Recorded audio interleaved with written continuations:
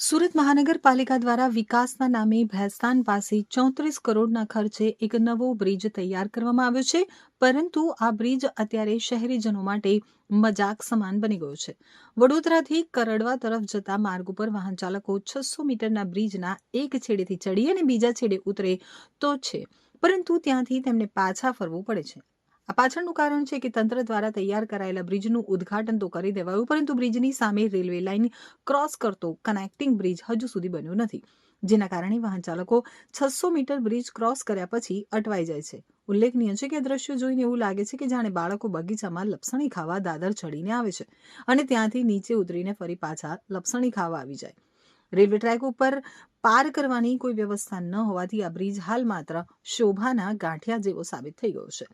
જો આ railway bridge સમયસર બની ગયો હોત તો વેસુને નેશનલ હાઈવે નંબર 48 સાથે સીધું જોડાણ મળ્યું હોત. આ પ્રોજેક્ટ પૂર્ણ થવાથી ડિંડોલી અને લિંબાયત વિસ્તારના અંદાજે 5 લાખ લોકોને ડુમસ વેસુ વલથાણ પહોંચવા માટે ઘણી સરળતા રહે તેમ હતી. પરંતુ કમનસીબી એ છે કે સિદ્ધાર્થનગર રેલવે બ્રિજનું કામ હજુ પણ 56% જેટલું અધૂરું છે. તંત્રની આ ધીમી ગતિને કારણે લાખો લોકોની સુવિધા અત્યારે હાલ હવામાં લટકી છે. તો વર્ષ 2019માં જ્યારે આ પ્રોજેક્ટનો વર્ક ઓર્ડર આપવામાં આવ્યો ત્યારે આશા હતી કે 2.5 વર્ષમાં કામ પૂર્ણ થઈ જશે, પરંતુ આજે 7 વર્ષ વીતી ગયા હોવા છતાં કામગીરી પૂર્ણ થઈ નથી.